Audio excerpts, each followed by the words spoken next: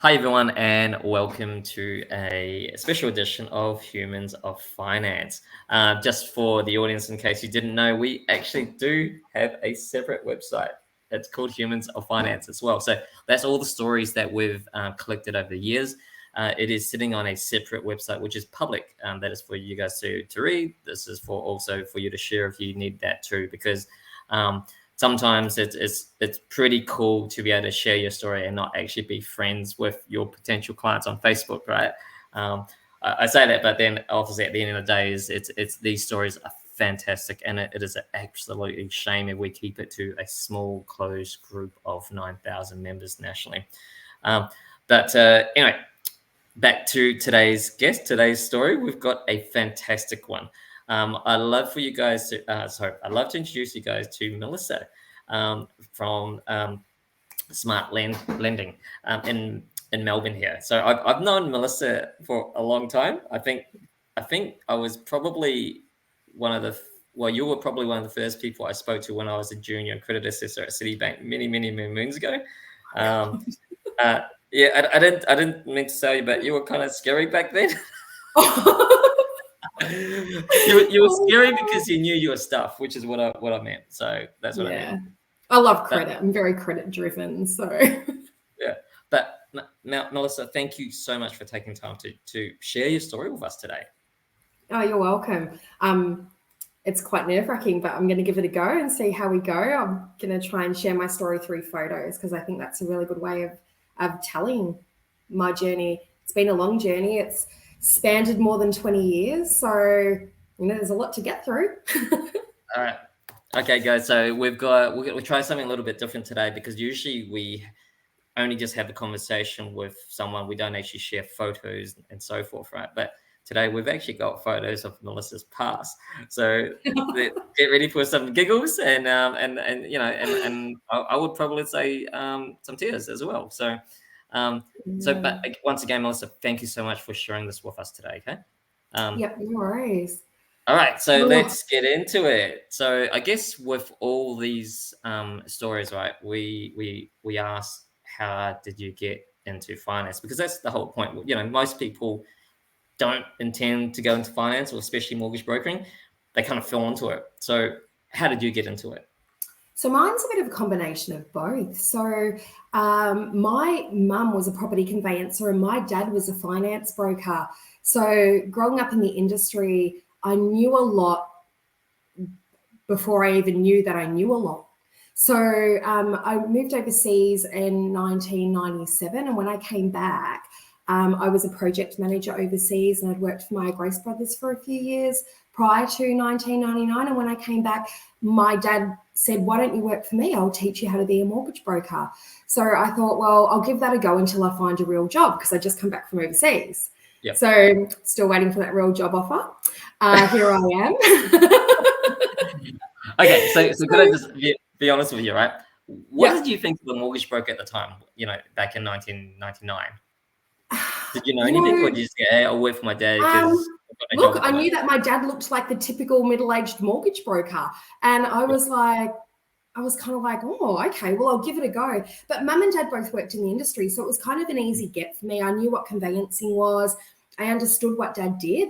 And growing up, I was quite fortunate. Like, I went to boarding school. Like, we had a really good life. And, prior to them becoming self-employed, we were, we grew up in Melton West. So, I come from a lower demographic suburb.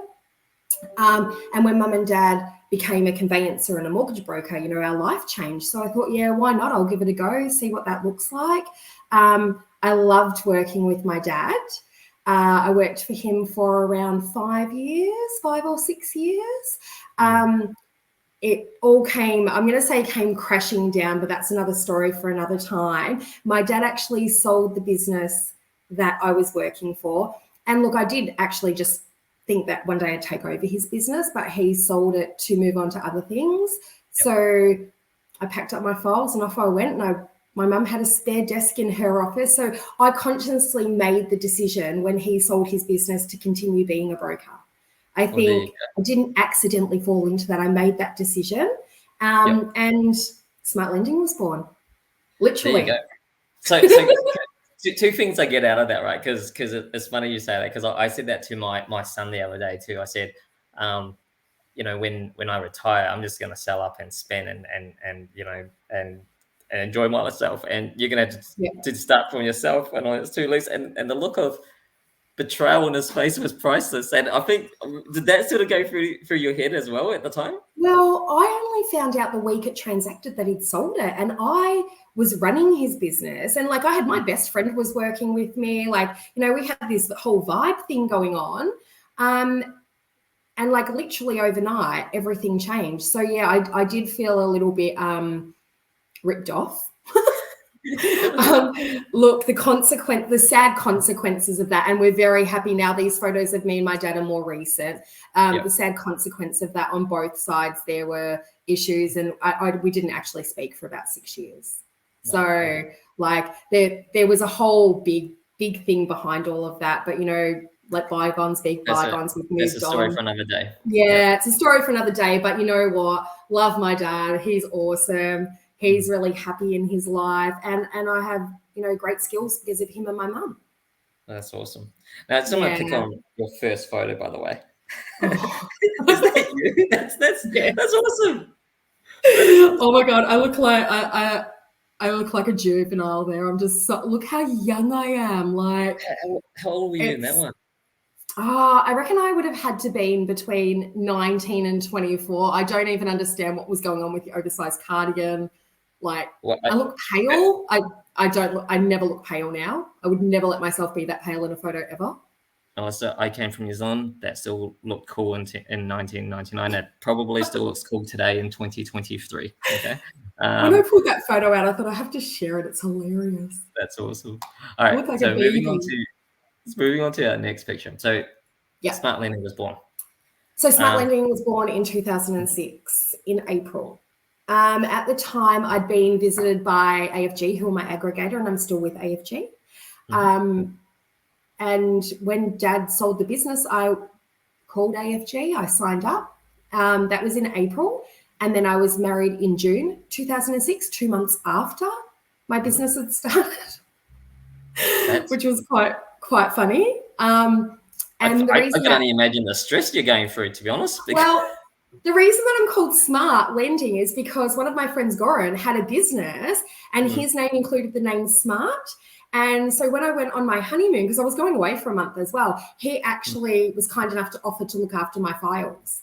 So I actually had deals going on when I left my dad's business, moved into my new business. I had to rearrange all of that. I was getting married, and I had, you know, the big princess wedding, like you did back in 2006. So it was quite a funny time. So, but yeah, Smart Lending was born in 2006.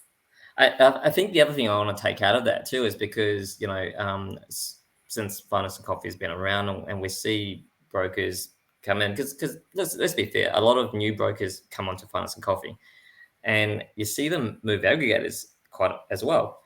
Right. Whereas you're actually one of the few that's been with the same one since the start. So that's look, I'm a lover of my aggregator. Like, I don't know how else to say that. I feel like AFG have always been really great to me. I am one of the I'm going to say the earlier females in the industry though, and I feel like they really embraced that and embraced me. And I have, you know, had the opportunity to do lots of really cool things with AFG. I've done panels. I've been part of their chairman's club.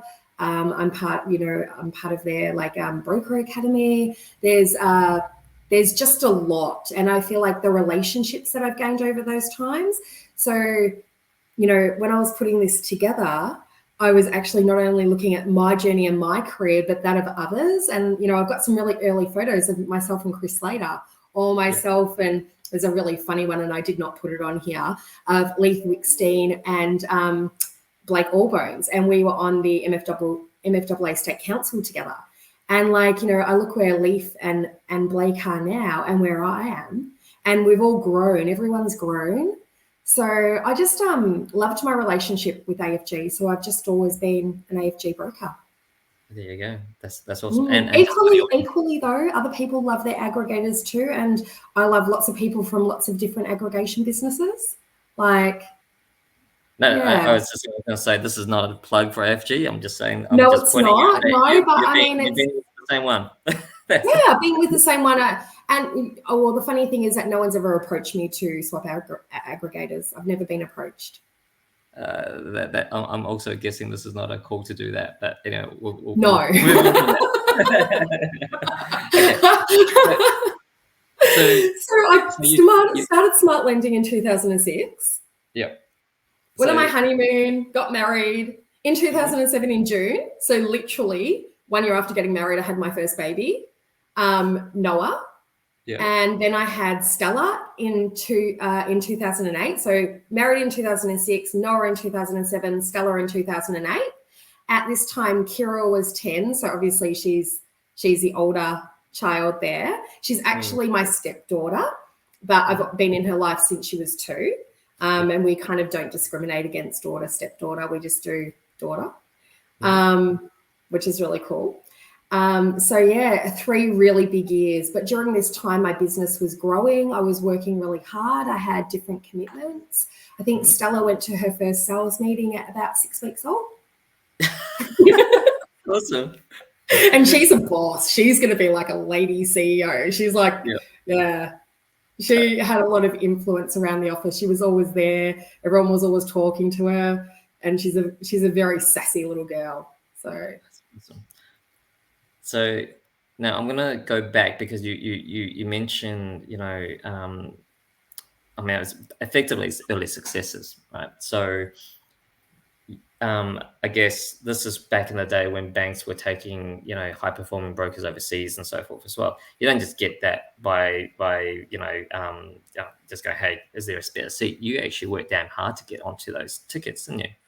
Yeah, I did. I worked really hard to get onto those tickets.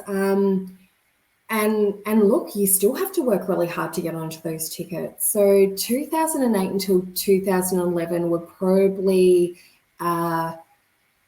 the really hard-working years. Head down, bum up. I probably didn't attend many events as such.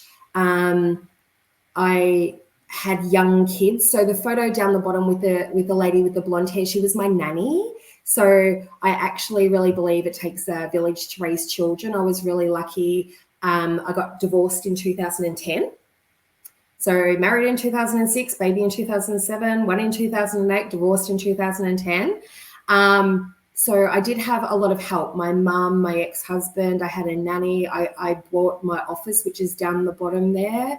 I had what I would consider to be a small team of 2 males and 2 females. We did a lot of, the one at the top is like your shave, like hair day. We did a lot of community back then because obviously social media wasn't really a thing.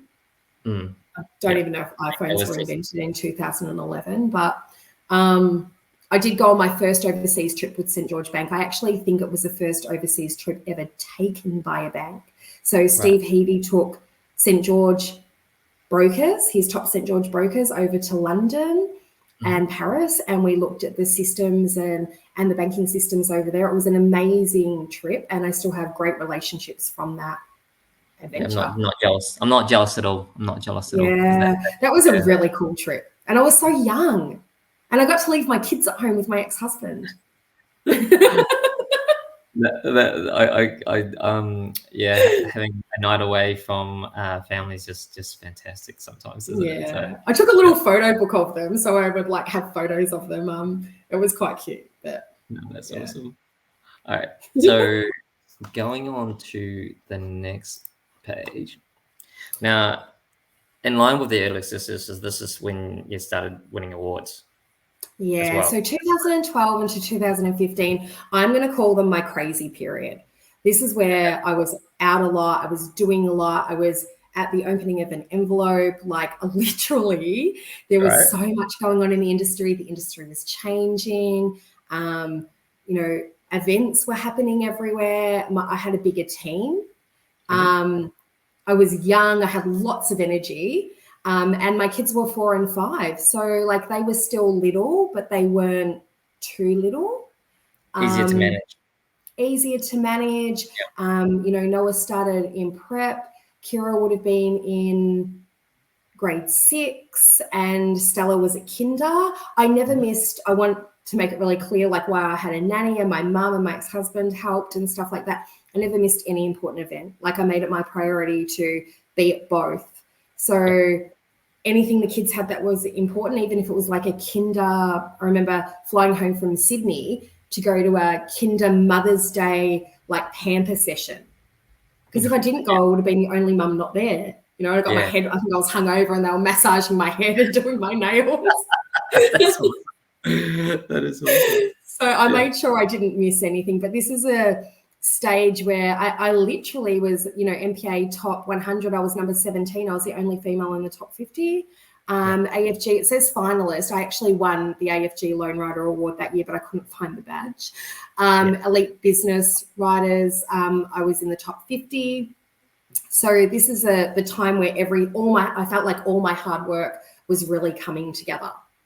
Wait, was this also sort of like the time as well, you know, from a market point of view, this is where I guess the GFC had actually well and truly finished, and then there was just basically opportunities as well. So did you ride that wave basically is what I'm trying to say? Yeah, I think I did. It's quite funny because my dad always taught me that there's opportunities in every market. And so when you go back to that GFC, I don't remember it being really damaging for my business.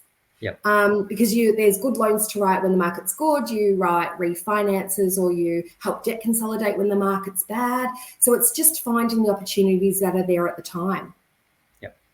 I think for me was back in the old days, 2012 when I truly felt safe in terms of being someone, you know, working in the banks and that we weren't going to go through another restructure. So that's why that sort of that year reminds me well. Just a photo down the bottom of myself and Emma. So Emma's in the black and I'm in the coloured dress. That was at one of our work Christmas parties. Emma actually started with me in 2009.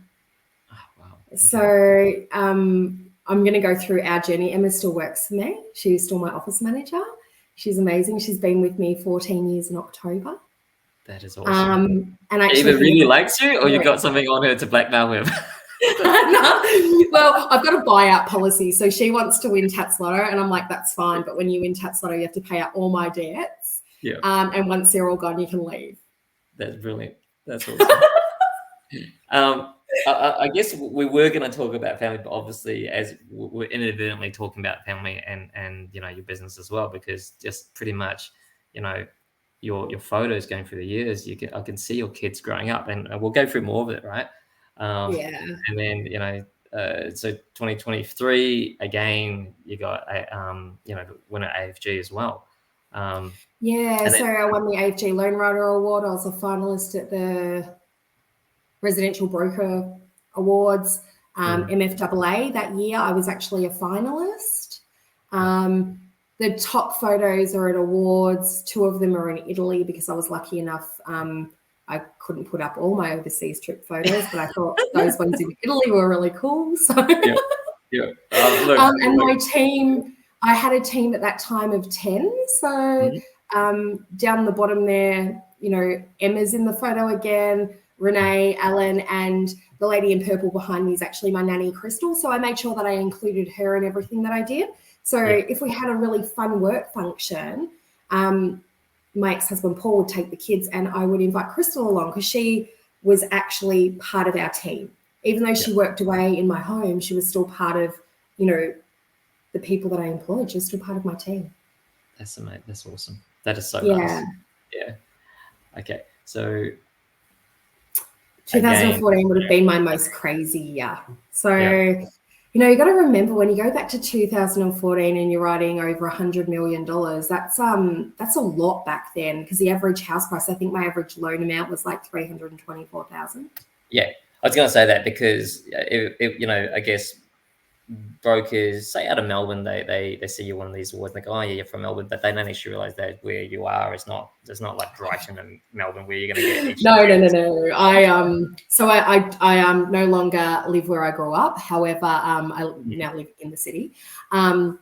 However, my office is still based in Melton, and Melton is probably one of the lower demographic areas of Melbourne. So even now in 2023, you can buy a house in Melton for $500,000. There you go. So I do work in a lower demographic area. Nowadays, I changed the demographic of my business, and we'll talk about that a bit further on. Nowadays, probably 10% of my work comes from where my office is. There you go. Okay. Yeah. Now, so what about that? I just want to sort of then look at, you're winning these awards, you're smashing settlement numbers and so forth. The bottom right, sort of and so forth. We're talking about you giving back to the community as well here, because I think not many people know that you were on the committee as well as the the board. Yeah. So tell me about that, because obviously one of the things that I see in the group is that people are passionate, and I use that quote unquote, they're passionate about it, but they don't do shit about it. Okay. I always just felt like, I worked in the suburbs, right? I work in the burbs, and I wanted connection. I wanted to meet people. I wanted to know people in the industry, and I was a young female. So I would go off to events, and there weren't many young females. So I wanted to get to know people and do different things. So I think it was around 2008, I joined what was the state council for the MFAA. And I participated in that, and I really enjoyed that. I enjoyed the relationships that I got from that. And then progressively, as time went on, the top photo is myself and Ruan Berger. We did like a breakout session at the MFAA National Conference. That was, I think, back in maybe 2013. I did, once I was the MFAA's only female in a decade in 2014 to win the Credit Advisor of the Year nationally. So that's a residential broker award now, they call it. Next year, I'm the only female in 20 years to have actually won that award. So, that's that just shows the lack of female participation, or maybe females not wanting to elevate themselves. I fully put myself out there, but that's kind of who I am, I guess. But I did a lot for, there was a program with MFAA called SOLD. Now it's called Women's Opportunities in Business. And I took the opportunities when I was asked to participate. When I wasn't asked, I kind of went, I want to do that. Can I do that? And put up my hand. And I actually really enjoy the relationships that I get from, all the work that I do. And I guess a little bit like the aggregator, I'm really passionate about MFAA, and I think they do really great things for the broking community. And I have a great life because of what I do. So it's just my way of giving back. And for the audience, this is not an ad for AFG or the MFAA. This is Melissa's story. No, it's my story. It's your story. I want to just jump in and say that. I have so many friends at Loan Market and Connective and the FBAA. I guess I just think I'm passionate about the things that I'm part of. I'm just in awe, because obviously writing that level of business, winning the awards, as well as giving time back to the community. This is unpaid time, especially. I think, and I'm gonna quote someone here, and I think it's their quote. I actually think, and I think my friend Josh Bartlett says this, the hardest, the 100,000 is the hardest. $100 million a year is easier to write than $50 million a year. So when you've got that process and everything's moving through, it's actually easier to write bigger numbers than the smaller numbers. Once you get on that train and you've got a team of people, I wasn't doing this by myself. I had a team of people. But then that said, it took time for you to get that team into a well-oiled machine to get to where you are. It's not didn't happen overnight. Yeah, Right? 2008 till 2011. Remember, I head down, bum up. I was working really, really hard. And during this time, I was still working hard. Like I'd get home if I didn't have an event or something. I was up to like 11 or 12 at night, literally writing loans. Yeah. So I think there was about a 3-year period where I slept like 4 hours a night. And that was it. Wow. Now I love 9 hours sleep. I'm too old now. As you get older, you need more sleep. But yeah, and look, we always made sure the culture in my office, we always had fun, but my team get everything that they need to get done. So I think it's a balance of both. No, absolutely. All right. Yeah. So moving on. So in 2014, when I put this together. I was going to say, we've got a lot of pictures of you and your family, right? And there's, I think, how do I put it? You're in your work clothes a lot. I'm in my work clothes all the time. Yeah. And so this was where I was at, right? Everything was work centric. So I was there for my kids, you know, like I said, I never missed anything important, but you know, the coffee shop in the morning, the bottom left-hand photo, I'm in my work clothes. Like the one above it, I'm in a work suit dropping my kids at school. I always took them to school, but I never picked them up from school. So, and it's actually funny, I'll tell you a story. So Stella, my littlest girl, she's very unforgiving. There was one week where I had to go to Sydney for 2 or 3 days, and my mum took them to school, and she said to me when I returned, "You never take us to school, ever." And like I'd taken it every other day that year, but they only remember what's directly in front of them. And it didn't matter that I'd done 300 or 400 other days of dropping her at school. She could only see the days I wasn't there. That hurt, didn't it? Oh, it did. Because you know, you want to, as a mum, like there's a lot of guilt in being a working mum. Whether we acknowledge it or not, I certainly felt guilt in being a working mum and the things that I would sacrifice. I was lucky that at this stage in my life, I could afford to have a nanny who planned the parties, organised the cake, bought the balloons, sent out the invitations, followed up the RSVPs, and I just rocked up and I was just the mum. But a lot of people don't have that, and they have to do all of that as well as work. I do actually know how lucky I was. But my kids are good humans. They turned out okay. Hasn't hurt them. and I love. I mean, you say that too, how lucky you are, and a few people I talk to, again, they keep on saying that, how lucky they are. But luck is going to go so far. You have to make luck happen, right? So so it's just because I know from a standpoint, I know that both industry bodies are trying to look at why, you know, to recruit more females into the industry, and B, to keep them in the industry. But whether you like it or not, what you just described is just damn hard to overcome. Really damn hard to overcome.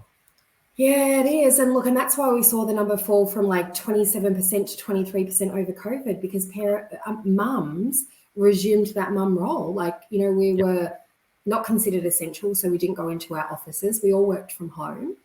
And, you know, I remember putting up a stand out the front of my office, and there were literally questions with answers written on there, because they'd knock on the door. So you have to come down my stairs, walk past the kitchen to come into my office to say, "Mum, what is there to eat?" Like, and we're talking about 13 and 14-year-olds. I'm just like, so I ran out all these commonly asked questions and put answers next to them. Like, look in the fridge. So but there is a lot of guilt in being a working mum, and you know, it doesn't, you know, you drop off at school, oh, you're going to work, or you're at work, oh, your kids are in daycare. It doesn't matter what you do, like inadvertently you're made to feel guilty. Yeah, absolutely. It's pretty it's unfair, actually. It is unfair because, you know, we have the same potential as males. But that was also my choice. Like, I got divorced. So again, everything that's happened in my life has been by choice. It's my, you know, my choice. So 2015. 2015, you winner again, up there on the top left. What else is there? You went to Disneyland, the family to Disneyland? I did. We actually went on a 7-week, I'll say, tour of the state. So myself and Kira, my older daughter, we went to New York for a couple of days, and then my dad flew my younger kids over, and I met them in Disneyland, and we went to San Diego, Hawaii. Like, it was an amazing holiday, and it's something that we've never forgotten. Like, my kids talk about it all the time. They're like, when can we go back? And I'm like, yeah, no, not soon. Have you seen the price of flights? But that year I did, at the Better Business Awards, win the Editor's Choice Award. So that was just an all-rounder kind of thing. I turned 40 in 2015. I was going to ask you that. There's 40, 18, and 21. Is it, so I wanted to be 21. The reality was I was 40, and someone thought it was funny to list me as 18. There you go. And the bottom picture, that's full of people. That's your team back then? That's my team. So that's I did have quite a big team at the time, and there were actually a couple of people absent from that photo. Again, Emma's there in the blue stripes. Tegan's at the front. Tegan was with me for 7 years before she went off and had her third baby. My mum is on the right-hand side in the black and white. Like, my mum, even though she's retired from conveyancing, she still comes in and works in my business. Yeah. She's a great person to have in the office. She keeps us all in line. As they do. I think taking my kids away and going on a really big trip and coming back, that was all part of like my fundamental change and where I kind of went about changing where I was in my life. You know, I was rushing from 5 a.m. in the morning till 11 a.m. at night. I didn't have a lot of spare time. I had a lot of money, but I didn't have a lot of spare time. Yeah. And that's where I think leads us to my next question for you. So I guess, how do I put it? I don't know whether it's a stage thing, but we all try to run as hard as we can for our children. Or if you don't have children, then it says you try to run as hard as you can just at the earliest stage. And then there has to be a stage where it's like, how much is enough, right? Before you actually do yourself some damage. So, you know, I guess your story was in 2016. You took a fundamental change in terms of how your outlook was, wasn't it? Yeah, it was. Yeah. I don't even know. I analysed this a while ago because I do reflect and reset quite a lot. And I think a lot of the reason I was running was like this is really kind of a weird thing to say, but ego, like more than anything. It wasn't that, you know, I had money to pay my bills and stuff like that. I really liked the status that came with everything.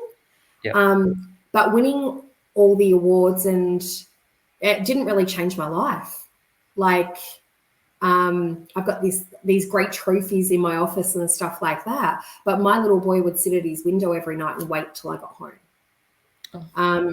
And we had this amazing trip overseas, and I came back and I was a little bit tired, and I thought, you know, what do I want?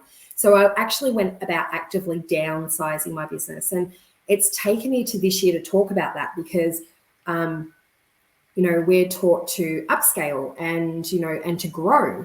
And at the time, had someone said, well, why don't you step out of your business and put a general manager in there? I probably would have. But, you know, this was a time where businesses were one broker businesses or one broker with support staff. They weren't the enterprise businesses that they are today. They were kind of broker businesses that were learning to grow into that. So no one ever said that to me. So I chose to downsize my business to spend more time with my family. I actually went and bought a farm, which was really cool. And I just moved us there. We moved there for 6 months and then we moved back to the city. But I still have my farm down in Barwon Heads. I bought 60 acres. And, you know, we did cool things like, you know, we bale hay. We donated hay to like the different charities that needed, you know, their animals fed. The kids got ponies. As a child, I grew up on a farm and I grew up riding, and my kids had never ridden a horse. And it was because I'd been so busy. Like, so all the things that I'd loved doing when I was a child kind of hadn't translated across. So And we all think, oh, there's time, there's time, there's time. Like, next slide to see my kids, there's no time. Like they're going to learn to drive this year. So so in 2016 I did downsize my team from the team that was about 14 back to 4. Wow. Okay. People ask me how I went about doing that with loans. I chose my demographic and what I wanted to do. So I chose, most of our loans are under 80%. They're people who are upgrading with money. Prior to that, we did a lot of first home buyer construction loans. We still do first home buyers, but they're normally our clients' kids that we do. We don't actually go out and source first home buyers anymore. And it was just a mind shift change and a change for me because I wanted a change for my family. Yeah. So could I ask then, because how do you said it yourself that when you, how to put it, consciously decided that you're going to do that for your business, because obviously everywhere you see in terms of the market, hey, you should be doing more, you should be writing more, you should be diversifying, blah blah blah. So just you're trying, all these pushes to be bigger, better. And I'm not necessarily saying that you're not better. That's why you've consciously downsized your business, right? But scaling down is almost like a dirty word. And then on top of that, you're raising a family as well. That's like a word, that's fucking hard. Yeah, it is. It's really hard. And like I said, I've got all these great people around me that help me. But at the end of the day, my kids wanted me. They didn't want a nanny. They love my mum, but they didn't want my mum there all the time. Like, and I thought, well, if I'm not there for them now, when they're older and they need me, they won't come to me. So it was a bit of a, oh, look, it was embarrassing. Like, I consciously went from writing these really great numbers to writing, there was a year where I wrote like $45 million. Like it wasn't, a lot at all. Well, it is a lot though. So to some brokers, it is a lot, but in comparison, it was a big downsize, but again, that was choice. But I felt really embarrassed, and it's only been this year that I've actually talked about the downsize.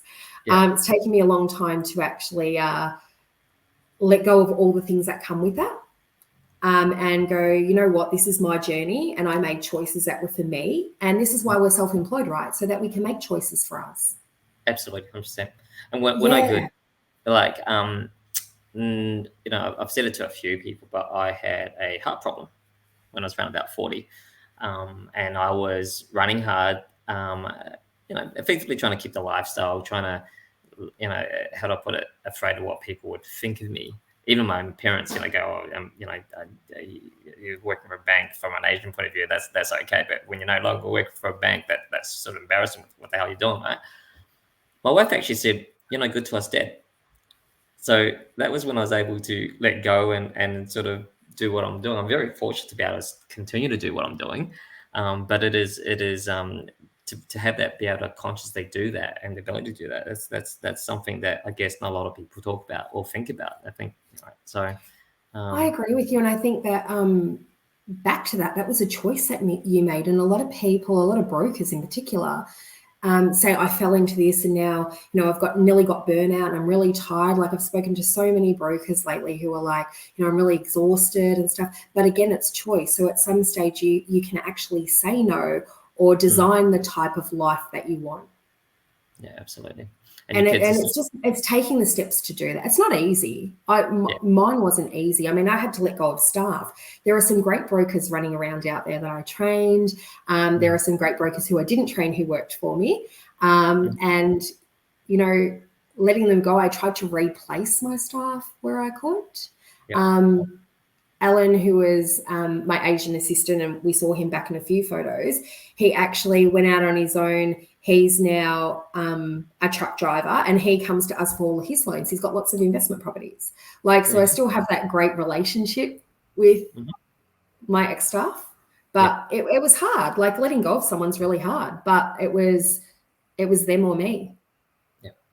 And then obviously now in those photos, your kids are a lot bigger and you're still traveling as well. So They are. And for a long time, I didn't date. I didn't have time to date. Like I had no relationship for about 8 years. I think I was single for about 8 years. And it wasn't because I couldn't meet anyone. I just didn't have time. So no me time. All right. So going forward to 2021. So you're back as a finalist. The bottom picture there, your two youngest are taller than you now. Oh my God. So my kids are about to turn 15 and 16 and 25. Like that's that's crazy. Where does the time go? And this is what I'm saying to you. Like I made a choice at a time that was really crucial. Like, going back to the start of last year, my daughter had so many issues at school and I needed to swap schools. But had I not had that relationship with her, she may not have come to me and the outcome of that may have been really different. Yep. So I know I made the right choice. So I am back and I was a finalist in AFG's top 50 this year. I still sit on panels with the MFAA, and that bottom photo on the left is the Opportunity for Women's panel. So my team is still quite small, although I do have offshore staff as well. I have 2 offshore staff. My kids are going to get their owls. I think next one, Noah's going to get his in June. Watch out. Oh my God. But I have Kira, right? So she's a 25-year-old sister.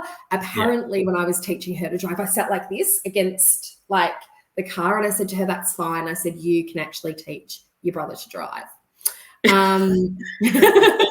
There's a difference between when we were teaching other people to drive back there, right? Because I'm not sure if you can remember, but there was a handbrake. I don't think I've ever had a car in the last 8 years that has an actual manual handbrake. I don't know how I'm going to control it if I'm going to teach my oldest rides 14 this year. So I'm dreading that.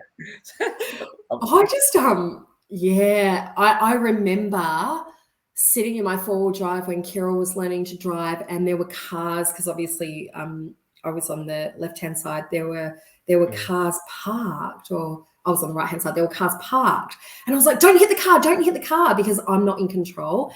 And I'm just there's just no way I should be teaching anyone to drive. Ever. That's just a blanket rule. So, and the photo on the right-hand side is me, my older daughter, and my dad. So that photo is quite ironic because Kira, this year, we'll go and have a look at her in a minute, has come on board with smart lending and a new business that I'm launching. And so we've got like 3 generations there almost of brokers. That's pretty cool. Yeah. So, but my kids are all interested in what I do and they all understand what I do. Awesome. All right, we're going to move into the next one, okay? So this is really interesting, and this is like this gets me really excited here. So I met your daughter at the MFAA PD Day, and it's like I actually didn't know that she was your daughter at the time until you said it later on. I said, what the hell? That's awesome. Yeah, but it's actually really cool.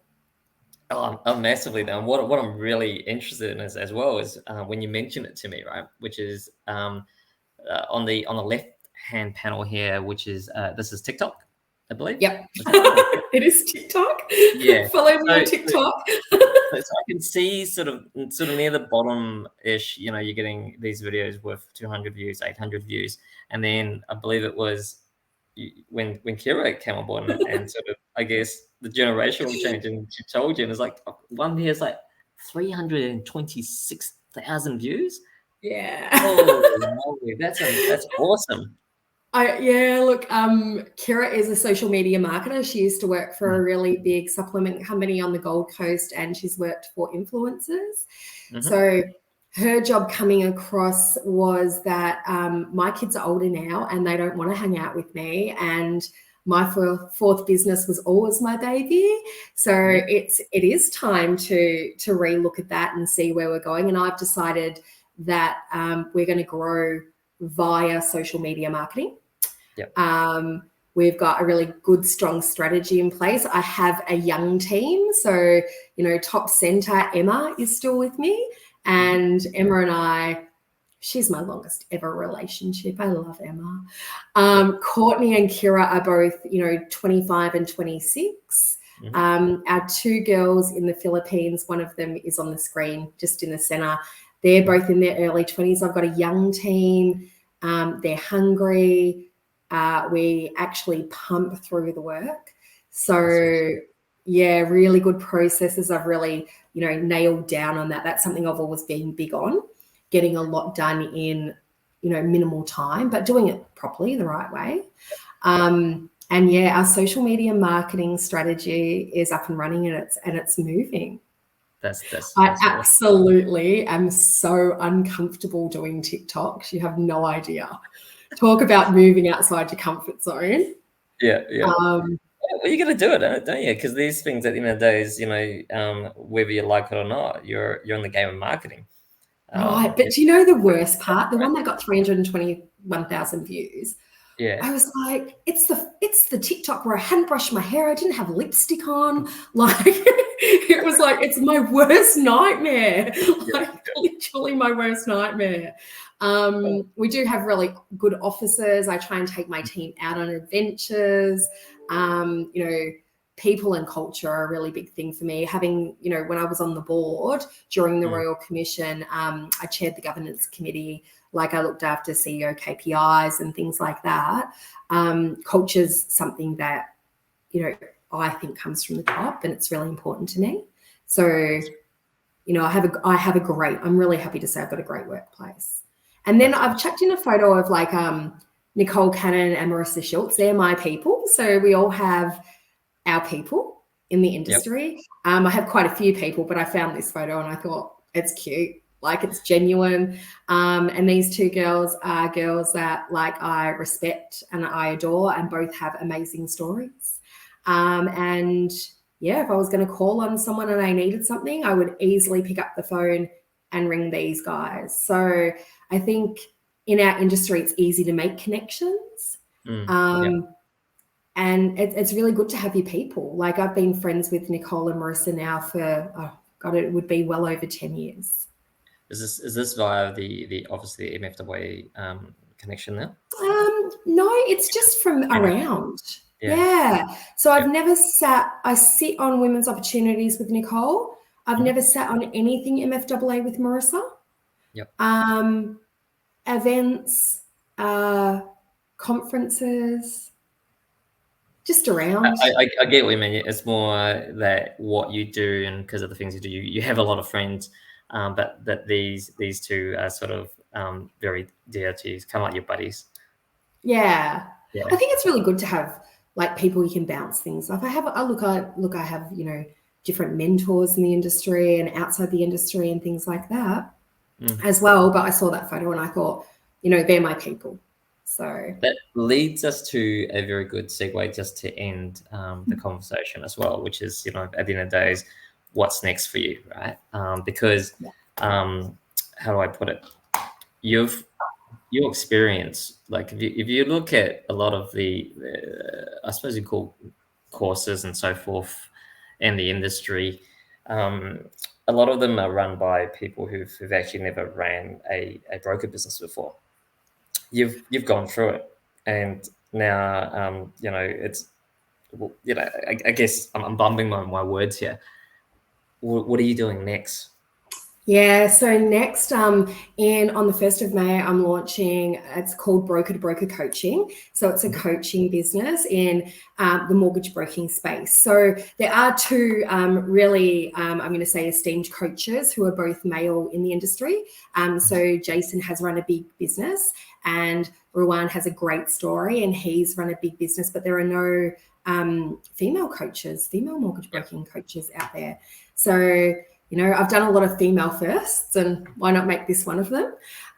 So myself, along with my daughter, who's a social media marketer, and Therese O'Neill, are launching Broker to Broker Coaching. So we have an entrepreneur program starting. On registrations open on the 1st of May. Our platform is nearly up and running. And look, we do live sessions, we have workbooks, there are videos, there's lots of downloadable content. I'm super proud of it. Like, when you look and you go, what's next and what's the next stage? And people say to me, how are you going to run your broking business and do this? I have such good processes and systems at Smart Lending that just all moves. And I still go in and write loans, but broker to broker coaching is about people, process, personality, and passion. And it's taking broking businesses to the next level. So, you know, it's elevating them. And that's what we're looking to do. So I'm That's exciting. I'm excited. I am. I'm really excited.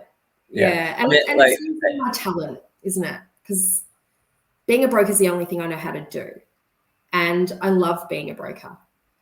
So it was the next step for me. And I still want to run my business. So I'm still in touch with what's going on in the market.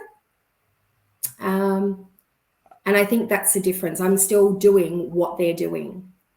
I think that the thing you're missing here is that you're actually a people person, and you know, people from your clients coming to you for their loans, they trust you. You can read them properly. You've got this empathy for them, that's why they gravitate to you, right? Right. So it's not that you all you knew how to do was a broker. You're really well liked. And for me, from afar, looking in, I mean, you know, when, like me, the first time I sort of saw your name was when I was a junior credit officer at Citibank. Like, I already at that point in time knew that you were someone pretty serious to take note of around as well. So, but that was a long time ago, Dean. Well, yeah. Well, yeah. As an assessor, yeah. I think over the years I've calmed down a little bit. Sorry? I think over the years I've calmed down a little bit. No, well, yeah, but everyone goes through different phases, don't they? Yeah, they do. You learn along the way. I've learned so much. Like, and I've just grown as a person, as well as a business owner, as a person, as a broker. And I do. Being a broker is all I know how to do, and I love it. So I wouldn't do anything else. You're not human if you don't change, and that's the whole point of this whole story. So, and I'm very, very, you know, very thankful that you're able to share with us today all those photos as well. That is how I call it, pretty damn cool. So the one I will zoom out on at the end of the day is this first one. Again. I think it's brilliant, and it's just, you know, I myself also didn't have a good relationship with my dad, but now I do. So it just this one is really touching to me as well. I really not that all the other photos aren't, but it's really awesome that, you know. Oh, I think it's so funny if you put my first photo with my most recent photos. You know, I feel like a red wine. I feel like I've gotten better with age. That's for sure. You definitely have. But Melissa, thank you again. Thank you for having me. Yeah, and let's see if we can touch base and update this story, you know, in the next couple of years, and we'll see what happens there. Okay. Awesome. Thanks for having me. No, thank you.